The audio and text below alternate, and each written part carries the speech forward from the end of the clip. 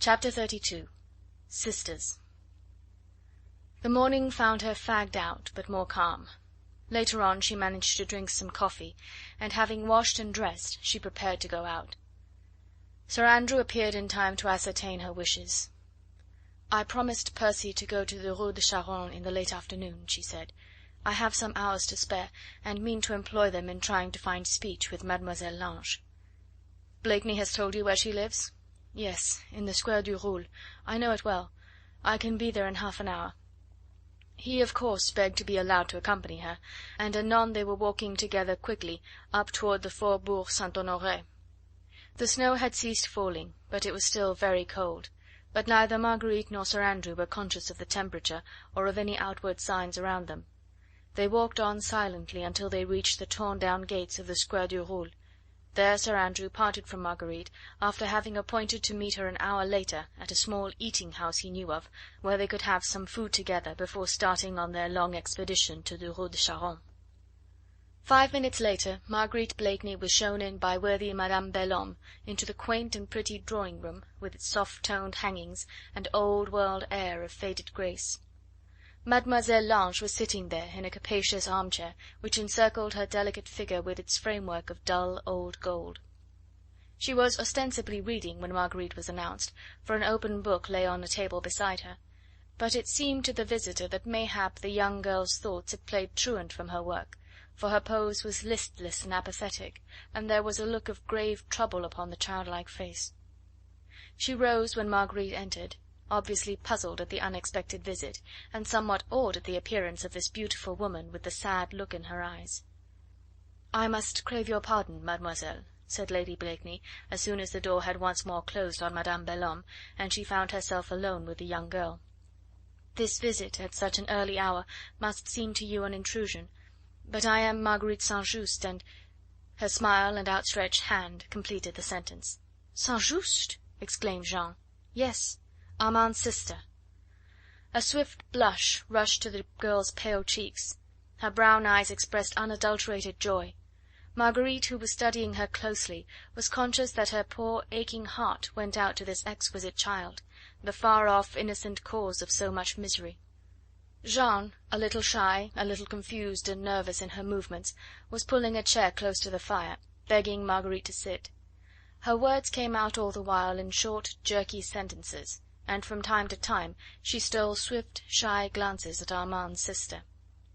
"You will forgive me, mademoiselle," said Marguerite, whose simple and calm manner quickly tended to soothe Jeanne Lange's confusion. "But I was so anxious about my brother. I do not know where to find him." "And so you came to me, madame? Was I wrong?" "Oh, no.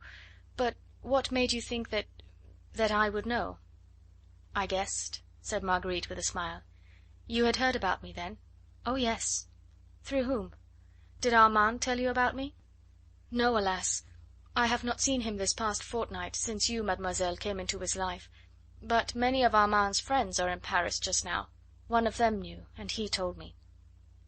The soft blush had now overspread the whole of the girl's face, even down to her graceful neck. She waited to see Marguerite comfortably installed in an armchair, then she resumed shyly: "And it was Armand who told me all about you. He loves you so dearly." "Armand and I were very young children when we lost our parents," said Marguerite softly, "and we were all in all to each other then, and until I married he was the man I loved best in all the world." "He told me you were married to an Englishman." "Yes." "He loves England too. At first he always talked of my going there with him as his wife, and of the happiness we should find there together." "Why do you say 'at first'?" "He talks less about England now. Perhaps he feels that now you know all about it, and that you understand each other with regard to the future." "Perhaps." Jeanne sat opposite to Marguerite on a low stool by the fire. Her elbows were resting on her knees, and her face just now was half hidden by the wealth of her brown curls. She looked exquisitely pretty sitting like this, with just the suggestion of sadness in the listless pose. Marguerite had come here today prepared to hate this young girl, who in a few brief days had stolen not only Armand's heart, but his allegiance to his chief and his trust in him. Since last night, when she had seen her brother sneak silently past her like a thief in the night, she had nurtured thoughts of ill will and anger against Jeanne. But hatred and anger had melted at the sight of this child. Marguerite, with the perfect understanding born of love itself, had soon realized the charm which a woman like Mademoiselle Lange must of necessity exercise over a chivalrous, enthusiastic nature like Armand's. The sense of protection, the strongest perhaps that exists in a good man's heart, would draw him irresistibly to this beautiful child, with the great, appealing eyes and the look of pathos that pervaded the entire face. Marguerite, looking in silence on the dainty picture before her, found it in her heart to forgive Armand for disobeying his chief when those eyes beckoned to him in a contrary direction. How could any chivalrous man endure the thought of this delicate, fresh flower lying crushed and drooping in the hands of monsters who respected neither courage nor purity? And Armand had been more than human, or mayhap less, if he had indeed consented to leave the fate of the girl whom he had sworn to love and protect in other hands than his own. It seemed almost as if Jeanne was conscious of the fixity of Marguerite's gaze, for though she did not turn to look at her, the flush gradually deepened in her cheeks. "Mademoiselle Lange," said Marguerite gently, "do you not feel that you can trust me?" She held out her two hands to the girl, and Jeanne slowly turned to her. The next moment she was kneeling at Marguerite's feet and kissing the beautiful, kind hands that had been stretched out to her with such sisterly love. "Indeed, indeed, I do trust you," she said, and looked with tear-dimmed eyes in the pale face above her. "I have longed for someone in whom I could confide. I have been so lonely lately, and Armand..." With an impatient little gesture she brushed away the tears which had gathered in her eyes. "What has Armand been doing?" asked Marguerite with an encouraging smile. "Oh, nothing to grieve me," replied the young girl eagerly, "for he is kind and good and chivalrous and noble.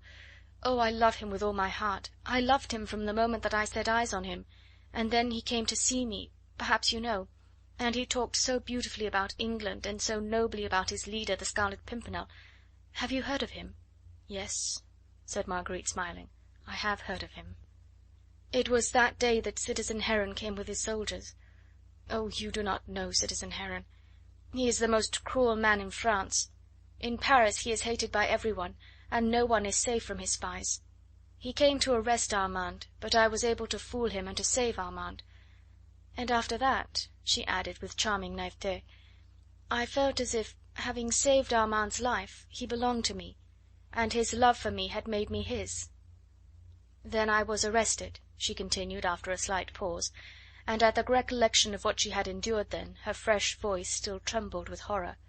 "They dragged me to prison, and I spent 2 days in a dark cell where..." She hid her face in her hands, whilst a few sobs shook her whole frame. Then she resumed more calmly. "I had seen nothing of Armand. I wondered where he was, and I knew that he would be eating out his heart with anxiety for me. But God was watching over me.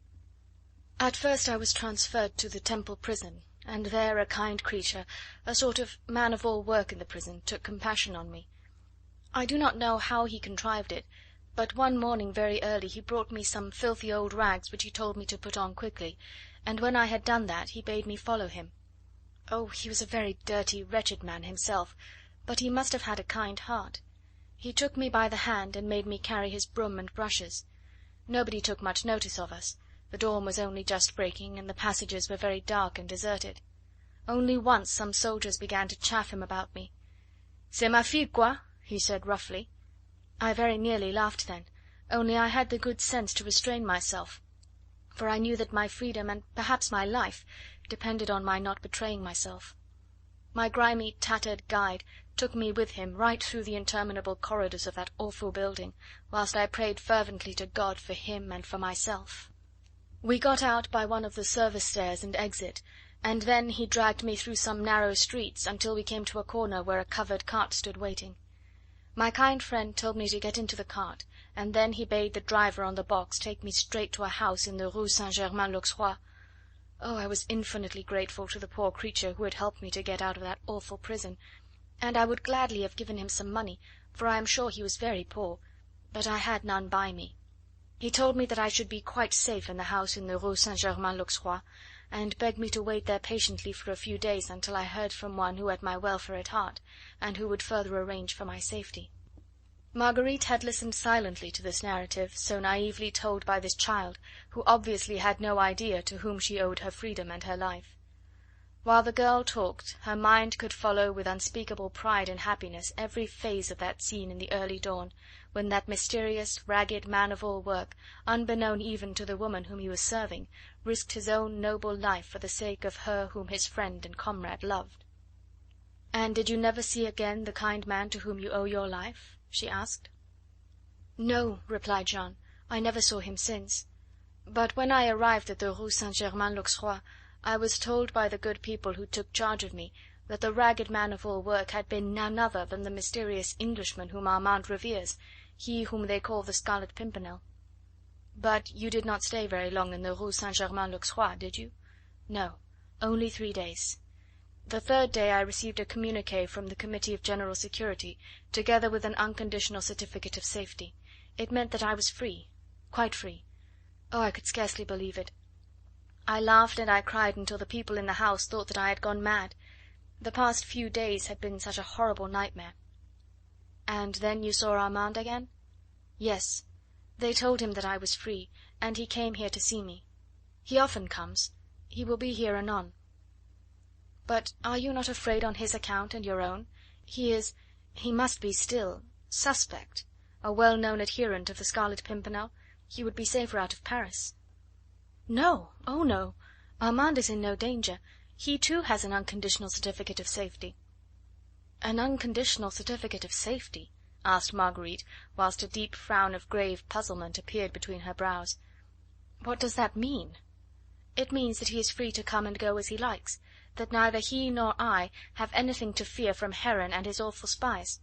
Oh, but for that sad and careworn look on Armand's face, we could be so happy. But he is so unlike himself. He is Armand, and yet another. His look at times quite frightens me." "Yet you know why he is so sad?"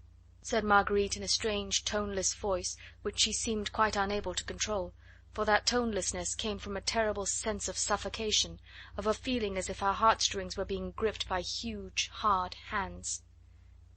"Yes, I know," said Jeanne, half hesitatingly, as if knowing she was still unconvinced.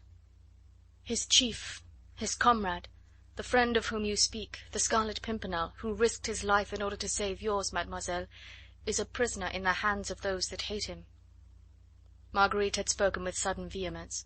There was almost an appeal in her voice now, as if she were trying not to convince Jeanne only, but also herself, of something that was quite simple, quite straightforward, and yet which appeared to be receding from her, an intangible something, a spirit that was gradually yielding to a force as yet unborn, to a phantom that had not yet emerged from out of chaos. But Jeanne seemed unconscious of all this.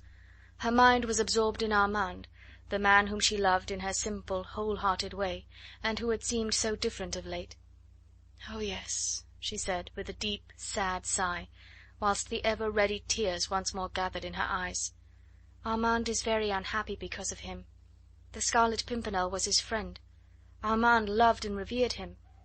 Did you know," added the girl, turning large, horror-filled eyes on Marguerite, "that they want some information from him about the Dauphin, and to force him to give it they...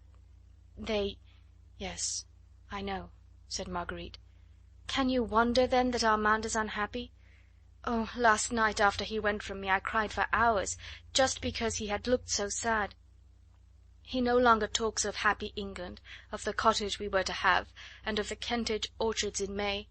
He has not ceased to love me, for at times his love seems so great that I tremble with a delicious sense of fear. But oh, his love for me no longer makes him happy." Her head had gradually sunk lower and lower on her breast, her voice died down in a murmur broken by heart-rending sighs. Every generous impulse in Marguerite's noble nature prompted her to take that sorrowing child in her arms, to comfort her as she could, to reassure her if she had the power. But a strange, icy feeling had gradually invaded her heart, even whilst she listened to the simple, unsophisticated talk of Jeanne Lange. Her hands felt numb and clammy, and instinctively she withdrew away from the near vicinity of the girl. She felt as if the room, the furniture in it, even the window before her, were dancing a wild and curious dance, and that from everywhere around strange whistling sounds reached her ears, which caused her head to whirl and her brain to reel. Jeanne had buried her head in her hands. She was crying, softly, almost humbly at first, as if half ashamed of her grief. Then suddenly it seemed as if she could not contain herself any longer. A heavy sob escaped her throat, and shook her whole delicate frame with its violence. Sorrow no longer would be gainsaid. It insisted on physical expression, that awful tearing of heartstrings which leaves the body numb and panting with pain. In a moment Marguerite had forgotten. The dark and shapeless phantom that had knocked at the gate of her soul was relegated back into chaos. It ceased to be.